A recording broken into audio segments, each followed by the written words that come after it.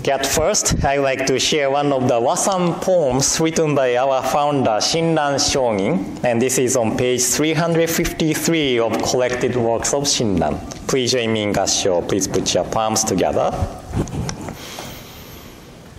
When we say Namo Amida Butsu, the four great Deva kings together protect us constantly, day and night, and let no evil spirits come near. Namo Amida Butsu. Namo Amida Butsu. Namo Amida Butsu. Namanda Butsu. Namanda Butsu. Good morning, everyone, and welcome to today's service. And busy January has passed already, and we are in February. It's been really warm winter, and yesterday was really warm, wasn't it? And today, this morning was cold, so I had a hard time getting up. But I sleep with Hikaru now. After his hospitalization, he wants to sleep with me, so I'm sleeping with him every night. When I wake up, he wakes up too. So, I feel like I'm spending almost all day long with Hikaru because he wants to follow me everywhere. Right now, I can hear him crying. That's because he wants to come here. But, since we have warm winter and warm days, I'm hoping it's not going to snow in February so heavily. And around the convention time, it snows usually, isn't it? Like middle of February, and I hope it won't snow during or around convention time. And if I say it, some people may say it, oh, now you jinxed it, right? But actually, this is an expression I learned in the United States. You jinxed it, right? But what is jinx anyway? What is jinx? Right? Do you believe it? Do you believe in jinx? No? Reverend Adams' lecture a few weeks ago, someone asked him, why Japanese people so superstitious? I believe Reverend Adams gave answer to the question, but unfortunately, I don't remember it. But this is true, that Japanese people are superstitious. So I was thinking about the answer to the question too. Most of the countries have indigenous religions and mythologies.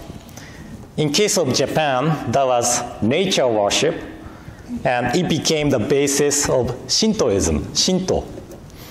And there's similar story to the Greek mythology, and one of the Japanese mythology too. And in Shimane Prefecture, where my home temple is, there is a place called Yomotsu Hirasaka. This is a place considered as the entrance to the realm of dead. And Izanagi, a god in Japanese mythology, and Izanami, a goddess in Japanese mythology, were working together to create the country of Japan. But one day, Izanami gave a birth to one of the god of fire named Kagutsuchi. And Izanami died after she gave birth to Kagutsuchi. And Izanagi was so shocked that he went to see Izanami to the realm of dead, hoping to bring her back to life.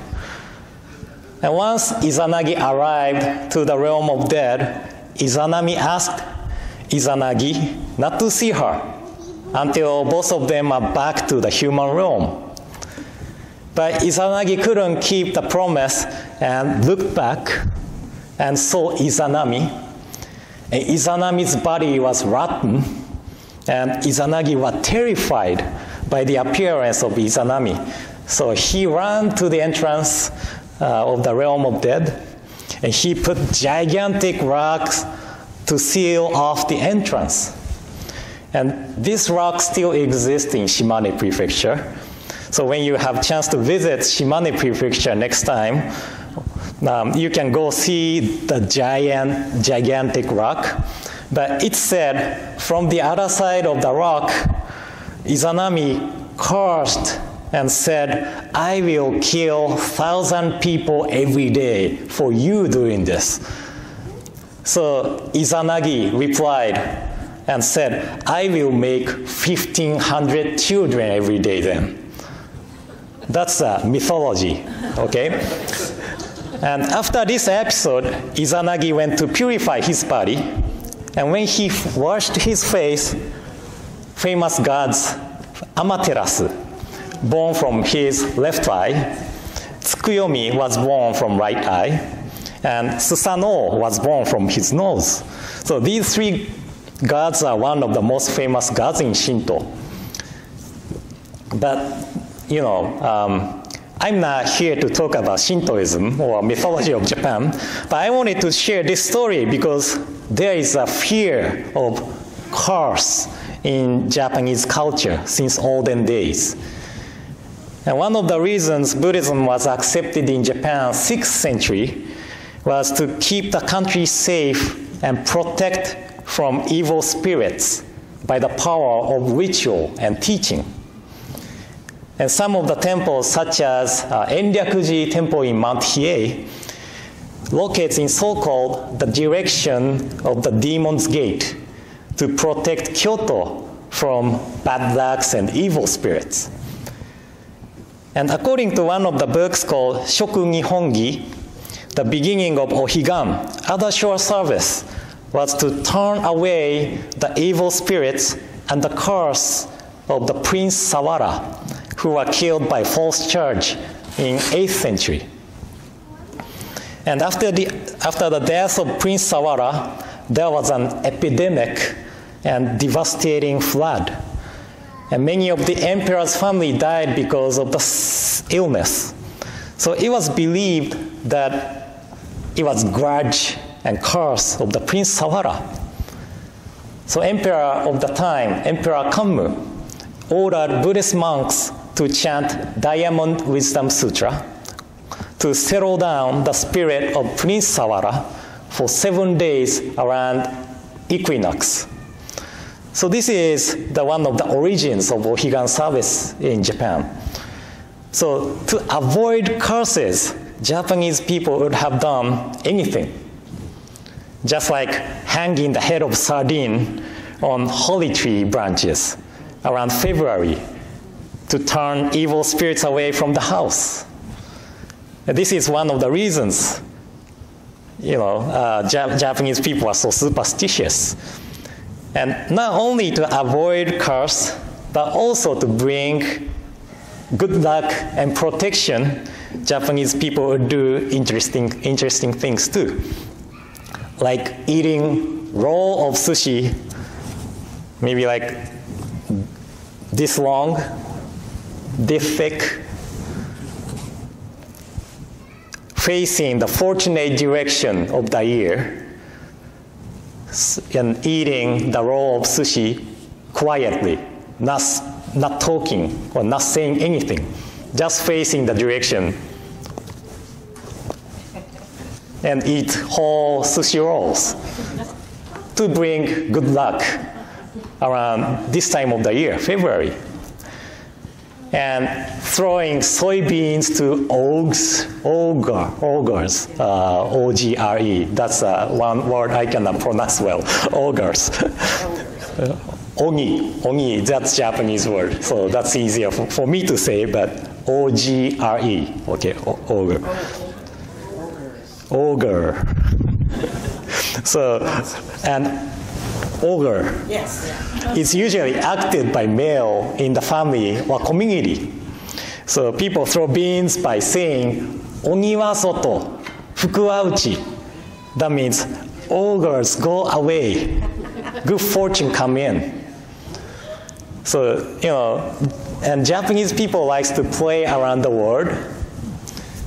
Beans in Japanese is mame. I can write in one Chinese character. And people in olden days had put the other Chinese characters to make mame meaning extinguishing evil. Ma means akumazma, demons, and metsu means extinguishing. So me, extinguishing evil. And I don't know how many people have been to Japan, but morning TV shows tell people who is lucky today by blood types, zodiacs, and Chinese zodiacs every morning. If your blood type or zodiac are unlucky today, there is a lucky color or item you can wear or bring to avoid bad luck. You know, these kind of things you see everywhere in Japan every day. So what Jodo Shinshu have to say about this? And Jodo Shinshu is one of the rare Japanese Buddhist schools which do not believe in superstitions, divinations, charms, and power of ritual. Our school is from Japan, so we have heritage, history, and background as Japanese Buddhism, but Jodo Shinshu has least influences from Japanese cultures compared to other Japanese Buddhist schools. This is because of the uniqueness of Shinran Shongin's teaching. Many other Buddhist schools pray to the Buddha or Bodhisattvas or Myo-o. Myo-o is Vidya Raja, looks like angry face, a statue holding sword and a rope, you know. They pray to receive protection from them. So they direct own wish to the Buddha or whatever existence. But Jodo Shinshu Buddhist, we receive the working of Amida, light of wisdom, which is directed to us. We are receiving the wish of the Buddha, and we believe in dependent origination. That's causes and conditions. So we are not believing in superstition and divinations. But Shinran Shongin had to explain to the people of 13th century Japan who were so superstitious, and they had fear to the curses and evil spirits. So he had to explain how teaching of Nembutsu benefits their lives. So he composed 15 Wasan poems to describe the benefit of Nembutsu we receive in this life. And if you have a chance, you can go to the library or you can go home and read page 352 through 355 of collected works of Shinran to read 15 Wasan poems. But many of the Wasans begins from when we say Namo Amida Butsu. And Shinran Shongin describes the benefits we receive in this life. And most of them are related to the protection by many gods, Buddhas, and Bodhisattvas, and just like, you know, the Wasan poems I shared at the beginning. Evil spirits cannot get close to the person of Nembutsu. So if we only read, or if you are here for the first time to listen to my Dharma message, and listen to these Wasan poems, we might misunderstand Shinran Shongin teaching. As we say Nembutsu, we recite the name Namo Amida Butsu to receive protection from gods, kings or kings of heavens, and so on. But Zonkaku, Shinran Shongin's great-great-grandson, said in one of his writings as follows. This is my free translation. But if we aspire for the awakening with Shinjin and trusting heart, we also accomplish the benefit of the present. In one of the sutras, it said, for instance, there's a person who saw rice seeds wishing for the harvest of the rice. He did not wish for the straws, but he spontaneously gained straws after the harvest of the rice. Did it make sense? So, sowing the seeds into the ground, sowing the seeds of rice into the ground, we are now wishing to get straws, but we are wishing for the harvest of the rice. But after the harvest of rice, we spontaneously get straws, right? So I thought Zonkaku's explanation or this metaphor in the sutra is perfect explanation about Nembutsu teaching. We say Nembutsu, we recite Namo Amida Butsu because we appreciate the working of Amida Buddha. We receive the wish of Amida Buddha directed to us to be born into the land of bliss, land of perfect bliss, realm of awakening. But within this Nembutsu, there are also the benefit we spontaneously receive in this life. This is what 15 Wasan poems of Shinran Shongin is about. And I hope I'm not confusing you today, but if you didn't get what I said today, go home and please watch YouTube video again. But because we are protected by Buddhas, Bodhisattvas, many gods, 4 heavenly kings, and so on within Nembutsu, we don't believe in evil spirits or curses which brings bad lucks to us. So we don't believe or rely on superstitions or divinations. And this is one of the reasons that Joro Shinshu temples do not do purification, or we don't sell charms for the protection. So I believe Japanese people are superstitious because of the fear of the curses. But Joro Shinshu Buddhists, we do not rely on superstitions or divinations, purification, charms, and so on, because we are already receiving the protection within Namo Amida Butsu, within Nembutsu. But sometimes I feel that, if we do purification or if we sell charms, it will bring great benefit, great income to the temple, right? So why shouldn't we? But, too bad for the temple. But Joro Shinshu is too honest, We can sell it, but I don't guarantee the, what I say, how do I say, results or, So if you want charms, I can make a charm for you, but I don't guarantee it. But anyway, so today's Dharma talk was more like informative talks about Japanese cultures, because tomorrow, February 3rd, is usually Setsubun. Setsubun is a change of season. And that's when we throw soybeans to Oni, ogres. That is why I wanted to talk about this stuff today. But I'm not sure if it was helpful for you. But at least I could introduce the idea of Shinran Shongin's benefit we receive in this life. So I guess it was okay talk, right? So thank you all for coming to today's service. And in closing, please join me in Gassho. Please put your palms together.